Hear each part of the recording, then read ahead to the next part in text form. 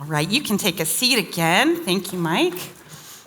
And then as you're actually sitting, I'm going to hold on to this because I want to hear from you all. As you're sitting down and thinking, I want to start this morning by asking you to think about some kind of correspondence or communication that you've held on to in your life, okay? So it could be digital, like an email exchange, a text exchange, Marco Polo. It could be paper, right? So a handwritten or print typed letter of some kind. But think for a second about something you've held onto or saved and why, right? Was it sentimental in some way? Maybe it's just practical, like functional information you needed to hold on to, or motivational. Okay, tracking with me? So think something you held on to, and what was it and why? Okay, so go ahead and turn to someone next to you or little groups of three and see what you can come up with, all right? Go for it. Okay, did anybody hear kind of an interesting one in their group that they'd be willing to maybe share? One that was kind of fun or interesting? There's got to be something you heard, maybe one or two people. Anyone have a good one? And you can share what your friend or your neighbor shared too. All right. Joe's got one for us. We're going to do this so we can hear everybody. I'll do that. Mine was like a super practical screenshot of the schedule of my son's school schedule, so I knew what time lunch was. And then my wife shared she had kept a voicemail of a happy birthday greeting from her grandmother, kept for a while after her grandmother had passed. That's amazing. It was very fun. So great examples, both kind of pragmatic. I need this information all the time. I got to have access to it quickly, and something that's very personal and sentimental. I love that. Anyone else have one that came up that's kind of interesting or they want to share? From over here? Yeah, Abby's got one. Our family writes letters to each other at Christmas, like my extended family, so everyone has a letter from everyone, so I keep those in a box. I love that. Okay, new tradition, everyone. Let's do it. I love that idea. Yeah, I imagine we're all kind of wired a little different, but we all probably have some things. You know, I'm a words person, so if you've written me an encouraging note, I probably have it somewhere. I like hoard them and pull them out when I'm like, I just need a word. You know, I do that. I save Christmas cards. I have multiple years. I don't know, like I just like the history. I like watching year to year. I hold on to them and pray for my friends. And so maybe there's some things for you there, right? I've been thinking so much this week about what a privilege it is that we have this letter that we're studying this week, right? And this year. And if we haven't met yet, I'm Kathy. I'm a part of the teaching team here, but really as a supported missionary, I'm not on staff, but that we get to, as a teaching team and as a community, really dig into this letter feels like such a privilege, right? And this is not like a 2 to 3 year old Christmas card. You know, this is like 2,000-year-old correspondence, right? And we have the privilege to look at it together. But it's also really helpful to keep remembering some of the context about the letter, right? We're about halfway through our series in 1 Corinthians. We're turning into Lent, right? And we're actually at this pretty important pivot in the letter itself. So we're going to do a little bit of work here on that pivot. And if you look at the opening of chapter 7, you're going to see these words. If you want to follow along in our text in the Bibles, those are the page numbers. But so the very first line, Paul says, now for the matters you wrote about. And so even in that, we remember, okay, yes, this is a letter, right? This is an exchange that they're having, a correspondence. And we don't have any of the letters from the church in Corinth. We don't even have all of Paul's letters, right? We know that there are probably 3 to 4 letters at least that were exchanged, and we just have these 2, right? And we don't know what the other side of the conversation was per se, but I do think it's helpful to remember just a little bit about the arc of their relationship and interactions over time. So I want to show us a little timeline and just refresh our memory about their interactions, Paul, in this church, okay? So the church is planted 49 to 52 AD. Acts 18 tells the story of this church springing up on his second missionary journey. So in Corinth, Paul meets Priscilla and Aquila. And these are Jews who have actually fled from Rome under persecution from Emperor Claudius. And they're in Corinth, and they're also tent makers. So Paul lives with them and works with them. And as is his custom when he's going on his missionary journeys, he goes to the synagogue, and that's where he's preaching the gospel of Jesus, the good news about Jesus. But in Corinth, there is so much resistance among the Jews to the message. They're downright violent and abusive, right? You might remember the story that Tom brought us of Sosthenes out of chapter 1, right? Who so resisted, but somehow had this dramatic transformation, is now writing this, like sending this letter with Paul. It's amazing. But so much resistance that Paul is just like, you know what? I'm done with you. He's like, I'm going to go and preach to the Gentiles. So he literally moves out of the home of Priscilla and Aquila and into the home of a Gentile leader right next to the synagogue. And he starts to preach the good news to non-Jews, who now make up a good portion of this small community. Okay? Now, when Paul eventually moves on, he deeply cares for them, and he stays in touch. So we know that Paul writes what's referred to in this letter as a former letter. Probably an earlier letter came. And about a year later, this 1 Corinthians letter we have was sent when Paul was in Ephesus. A second letter, sometimes called the sorrowful letter, was written for Macedonia because he is just heartbroken at the ways they are struggling. But then finally he comes and he visits them again in 57. Now, there might have been other correspondences we don't have. Some scholars think maybe even another quick visit. But this is kind of the basic arc of the interactions and relationship that they cultivate. And in Corinth, if you recall, the nature of the city and context is really important too. So check out the map. So Corinth, remember, is this city on this isthmus, right, kind of there. It's a really important port city to this day, wealthy, cosmopolitan, right? So imagine this booming, wealthy coastal city on the coastal plains and then these stark rising cliffs and where there are temples to many of the Greek gods overlooking the seas, right? So there are still to this day the remains of many of these temples, right, which were the heart of the life of the community. So this is actually one of two major temples. This is the temple to Apollo, the god of the sun, right? One of the key patron gods of the city, still standing.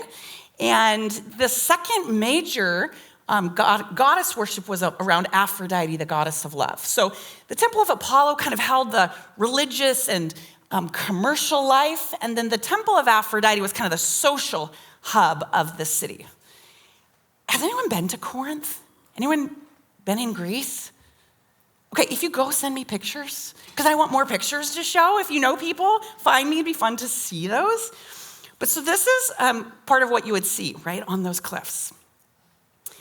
Now, this church, again, this is not a huge community.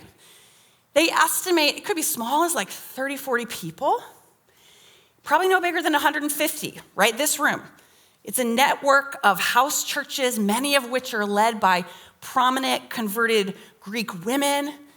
And this community is just kind of trying to figure stuff out, right? A lot of them don't have this Jewish history, this background. They kind of don't know the rules of how things work. And this comes out in their letters with the things that they're struggling with.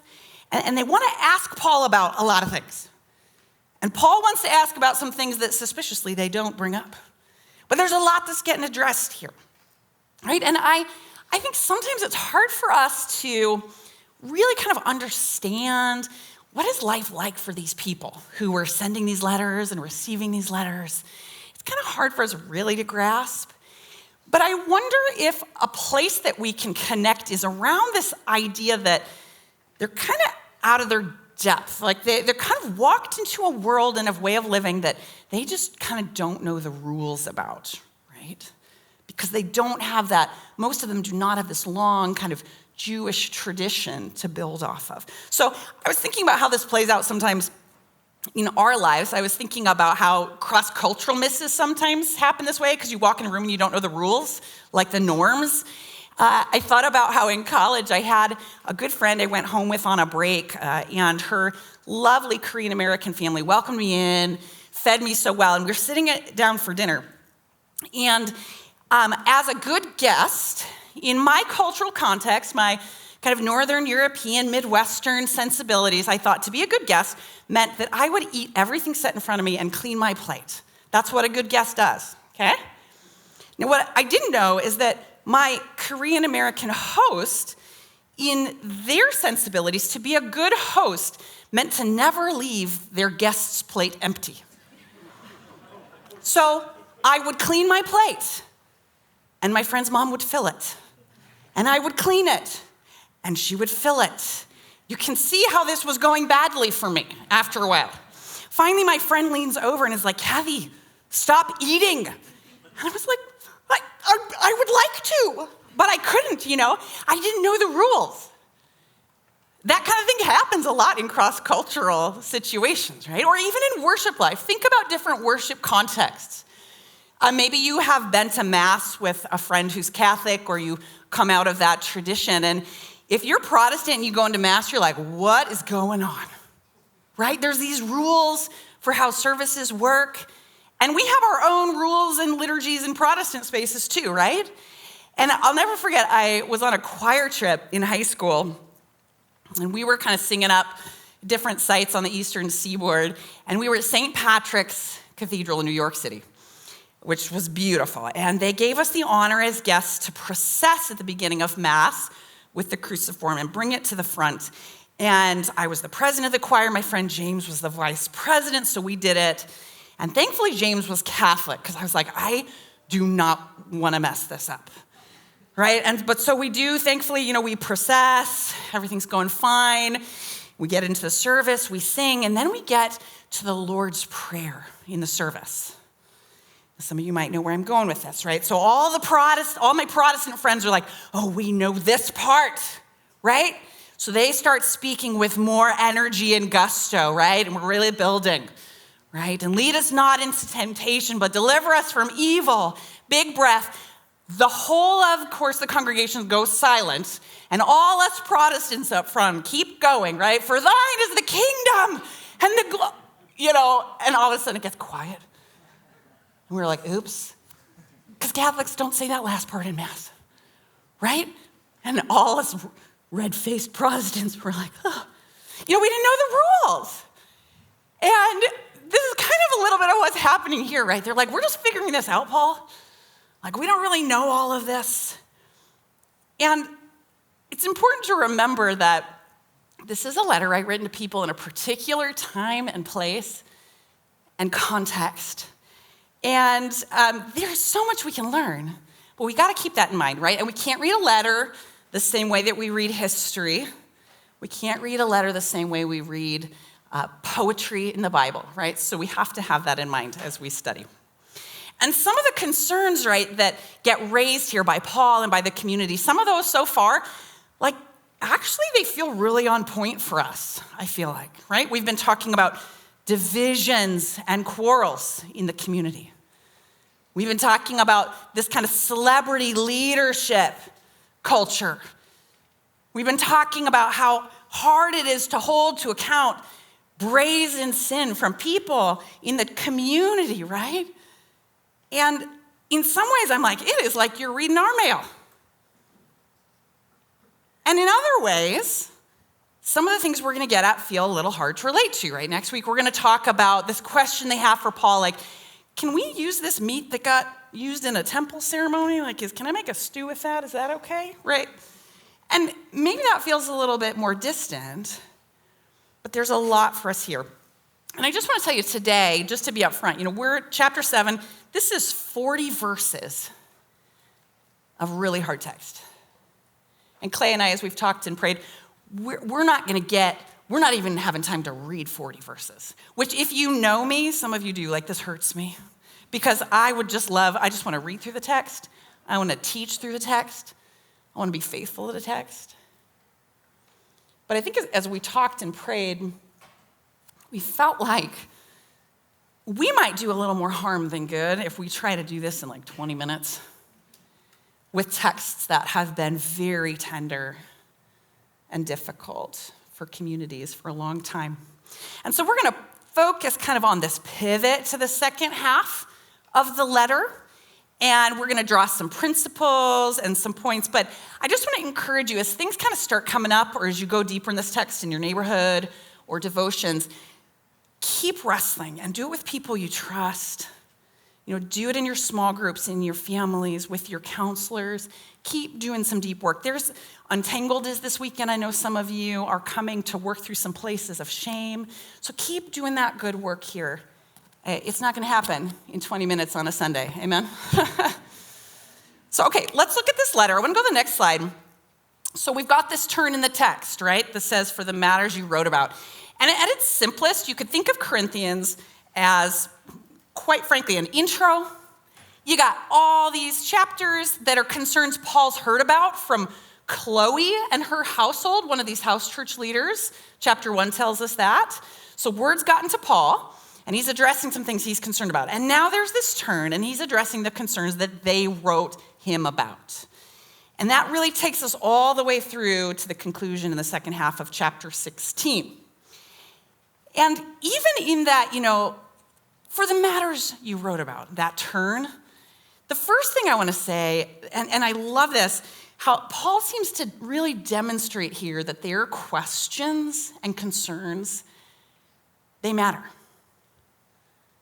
Right? He welcomes them. They don't know all the rules. They don't know exactly how everything's supposed to work yet. They're holding as best they can the stories and teachings of Jesus that Paul wrote to them. But remember, they don't have a written gospel text they can pore over, right? That's still being compiled at this point in history. So they're holding it as best he can, but he welcomes their questions and their wrestlings. And because I don't think you can get said enough, I want to remind us that God welcomes our questions. He welcomes our wrestlings and our wonderings, and he asks us to hold those with humility and with openness. Again, not looking just for the answers we want to see, but actually seeking God's best for ourselves and for others. So, if you wrote a letter, what would your question be? If you wrote a letter seeking guidance to the spiritual leadership of this church or our broader church, what is the burning question? What are the things keeping you up at night? What are you kicking around that you can't quite shake? And I've been having a really good time, even over the last 6 weeks, listening to many of you and meeting with you and hearing how you're holding kind of this series we're in and this text. We're trying to do a lot. It's complex. And I think a couple things have struck me. One is, a theme I've heard from some of you is that this is a room, and I agree, and I'm so encouraged by this, but this is a room that seems open and willing to dig a little deeper. One friend said that this is a room that has a hunger to understand. It's kind of open to being challenged, which I so appreciate about this community. And I've been listening as people are asking their questions. And this isn't exhaustive, but I started writing some of these down, the questions that I was hearing, because I think sometimes it's helpful to name them, because sometimes we're like, is it just me? Right? Are other people thinking about this? Can I bring this question? And so I've been writing some down that I've been hearing, and some are pretty personal and rooted in circumstance, and some are a little more meta, more zoomed out about where we are in the world and what's happening. And so I just thought I'd share a few of these. The first one is some form of, why is this happening to me? And I've heard this in a few contexts about a diagnosis, a fractured relationship, a job loss, kids struggling. Why is this happening to me now? Why now? This question, the church hasn't always felt like a safe place for me. How can I invite others in when I'm not sure they'll feel safe either?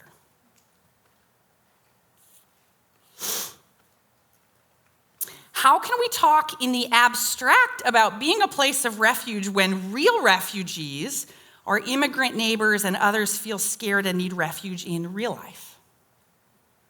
I've heard that question. How about this one? Can a Christian be patriotic but not nationalistic? How can we be, quote, completely united like Paul's appeal in the letter when it's hard to even talk about things we disagree about at church? So these are all questions that I have heard from people in this room. And that's just the start. I'm sure there are so many more. And God welcomes our questions. And we're taking the whole of this year to really wrestle with this theme. But I just want to say, keep bringing them. Keep doing that work. God will sustain us in that. So we have questions we bring. Right?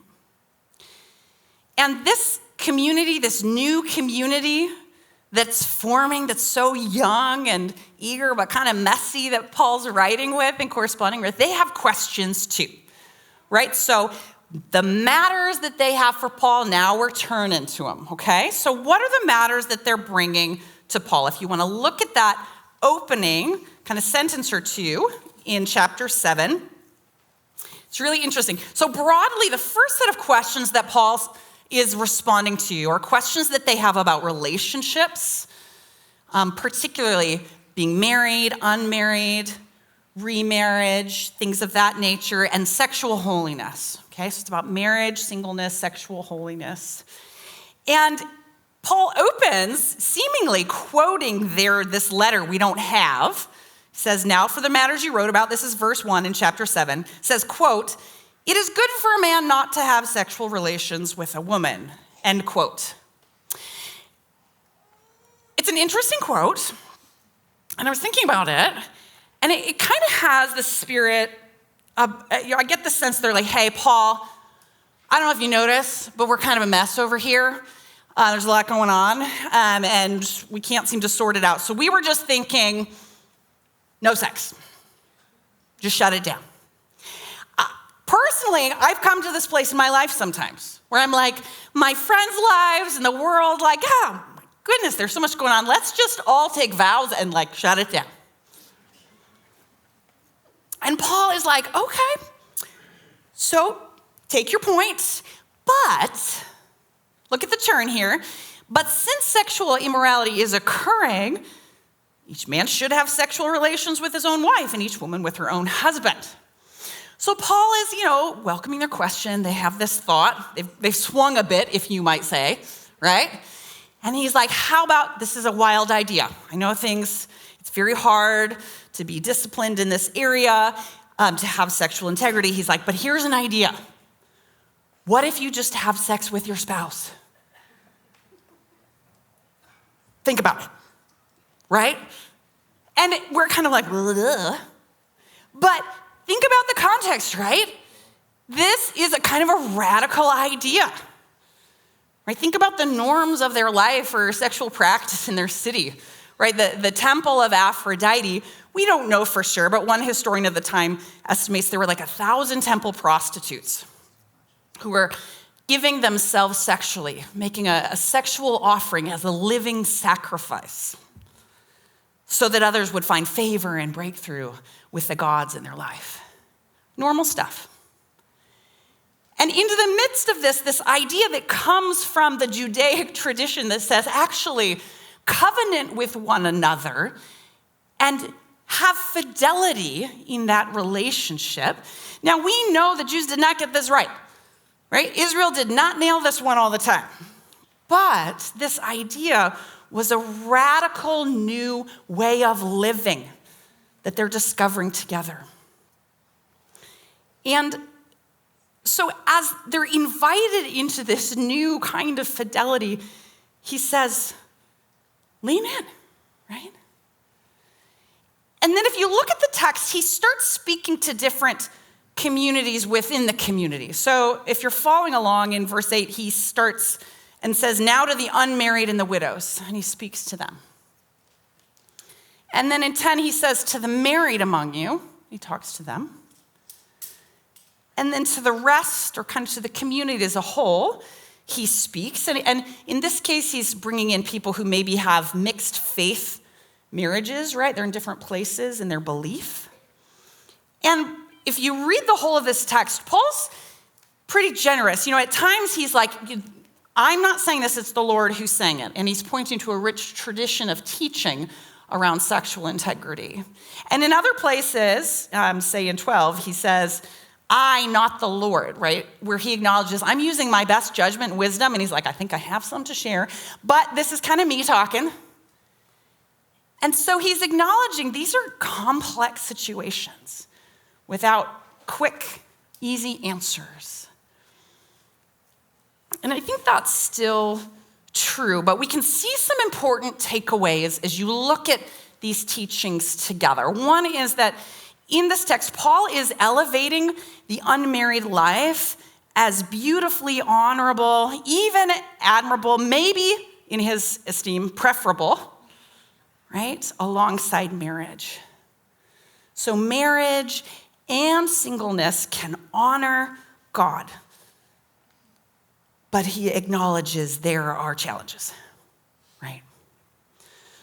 So for my single friends, I think about, and I have so many dear single friends, right? Yeah, who many long to be married. Some are very happy and content in their singleness. And this church would have known that. Actually, they think this church, so many women, Greek women actually converted, that women really outnumbered men. I'm like, well, where do I find someone who believes what I believe? Like, this would have been a challenge. It's still true in the church. And so he elevates, but he acknowledges the challenges there, both for people who have a strong passion and zeal, not just for marriage, but for physical intimacy and for sex. It's very difficult. And I think about my gay friends who are experience same-sex attraction, and they're wondering, Lord, is your invitation for me to celibacy, lifelong celibacy? Is that my faithful response? And how do I do that? That feels like such a heavy burden. And I love, Tim Keller talks about sexual waiting and sexual restraint as a purposeful fast. But that is really hard, whether it might end at any time or it is enduring. It's really difficult.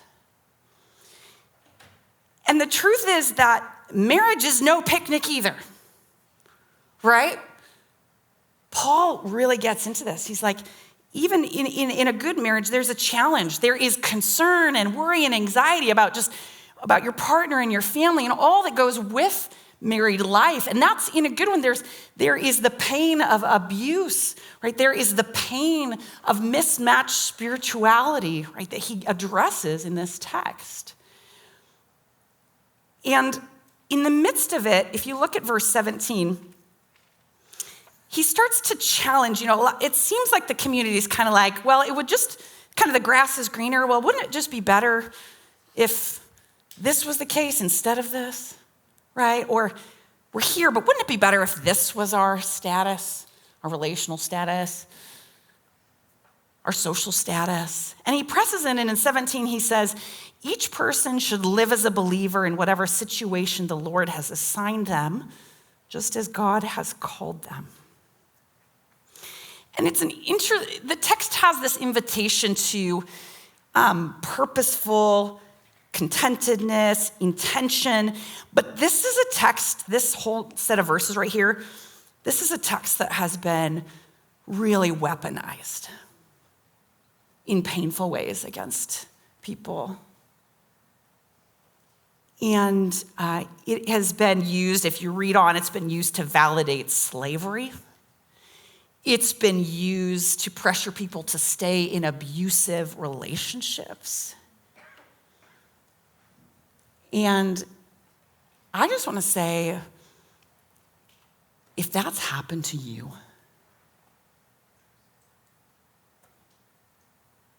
I'm so sorry. Have mercy on us.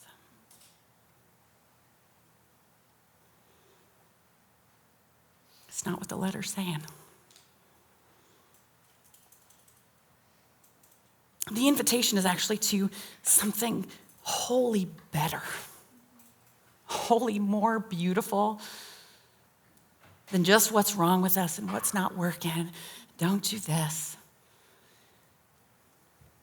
There's an invitation, I think, for all of us who would try to walk in the way of Jesus to a virtue that really gets kind of misunderstood in a bad rep. I'm counting on my Gen Alpha friends who both invent, redeem, and destroy language to make this one right again.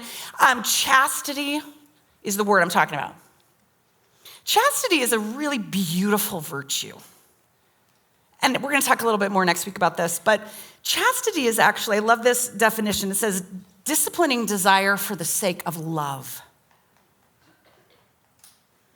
And sometimes this gets confused with celibacy, which can be an expression of chastity, right? But sometimes they get confused. So chastity, it is the practice of refraining from sexual activity outside of marriage, but chastity really includes that celibacy in some context, but really it's a bigger virtue, right? It equally focuses on the other-centered, life-giving, love-affirming possibilities that virtue creates in our relationships with other people. It's beautiful. In the other room, Clay is asking this question to our congregants over there. The question is, how do we remain in right relationships? I think we've got a slide for this, David. How do we remain in right relationships? Thank you. When we can't find peace, we don't like our status, and we're consumed by anxiety. And as Clay is studying, there's just some key words in this long text that we're lifting that led to this question. So verse 15, when we're talking about relationships where maybe one partner is a believer and trying to walk the way of Jesus and the other isn't, and there's a freedom, there's an encouragement to stay and be faithful, but also if they leave, to let it be. And the quote here is because God called us to live in peace, and that word was lifting, the sense of peace in our relationships. And in that whole next section where it's talking about like trying to live as a believer wherever God has placed us, I love the way neighborhood, you're going to read that verse in the Message, that this is about not wishing we were just someplace else, right? But being present where God has us. And that's really about that kind of challenge, like, is the grass always greener? Can we embrace some things about our life? And then lastly, consumed by anxiety. So that is getting at, if you look at verse 32, Paul says, I want you to be free. In the NIV, he says, from concern. And the ESV translates that anxiety. It's a little stronger word. And he's talking about all these concerns that come up, right, in married life and in family life that can pull our attention and our resources of emotion and intent. And so that's where that question's coming from, right? We've been thinking a lot in this letter about how God invites us to a right relationship with him, and now the letter's turning to these issues of how we relate to one another. And for me, the word that really lifted in this text, if you look a little further, is in 35. I love this. He says, I'm saying all this for your good. It's not to restrict you, but that you may live in a right way in undivided devotion to the Lord. I love that phrase, undivided devotion. Because when we live wholeheartedly toward God, we live right-heartedly with each other. As Brian reminded us last week, when we embrace that we belong to God, that frees us to belong to one another. Right? So the worship team is going to come up as we respond. And in this Lenten season, we want to make space each week for some reflection, confession, repentance.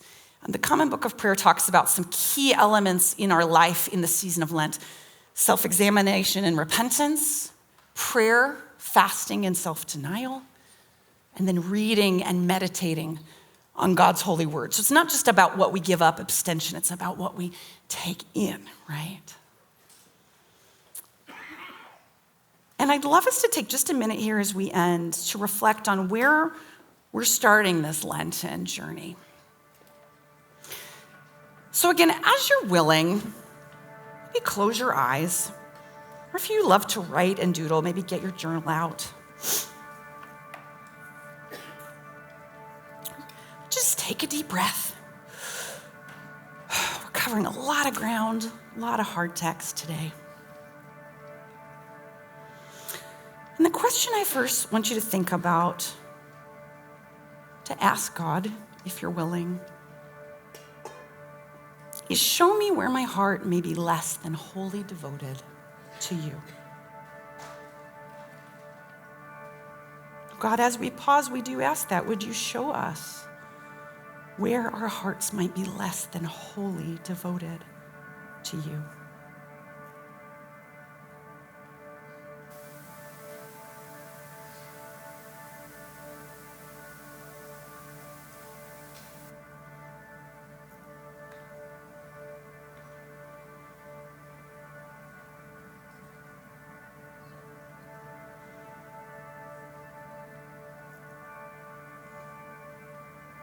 And then as you're aware of that, would you just ask God for help? Say, have mercy on me.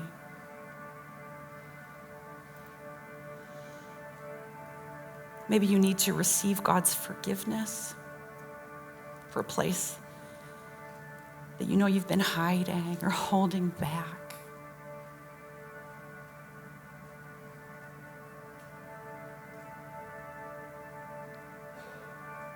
Maybe you just need to hear God say, it's okay, come back, come to me.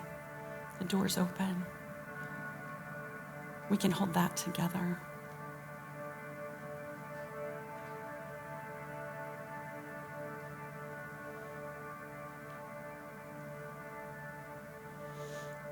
And lastly, would you invite God to fill you up this Lenten season? What does he want to fill up in your heart as you make room and seek to follow wholeheartedly?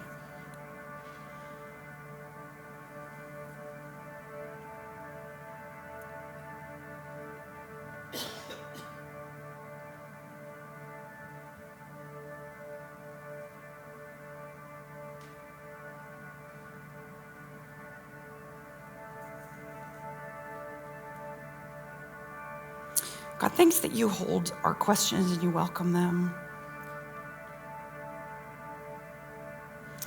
Thanks that you invite us as people who are kind of messy and don't always know the rules. We don't know what we're supposed to do, how to live right with each other. And we mess up, that you're so kind and compassionate. Think about our friends who are going to do hard work this weekend at Untangled, to address places they feel shame, or they've been sinned against, they've been wronged.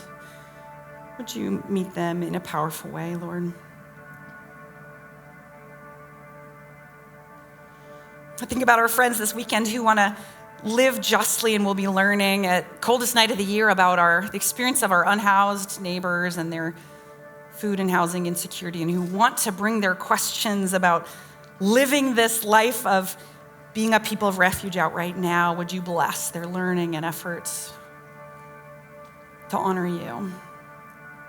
And we bring our questions and our wonderings, we bring this honesty about where our hearts aren't fully devoted to you, and we just say, would you meet us here as we continue to worship you, as we in this space receive prayer or linger to be with you longer.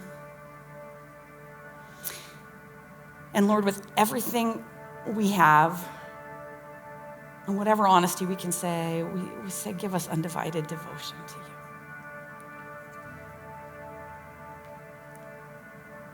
That we could be right-hearted toward one another. Help us to really know that we belong to you, to love itself, so that we can belong to one another. So friends, let's continue to worship and be with Jesus. You can come receive communion. What a beautiful way to acknowledge our confession, our longing for more. And then be thinking if God might be inviting you to stay and receive prayer after our service ends this morning. Let's continue to worship with the team.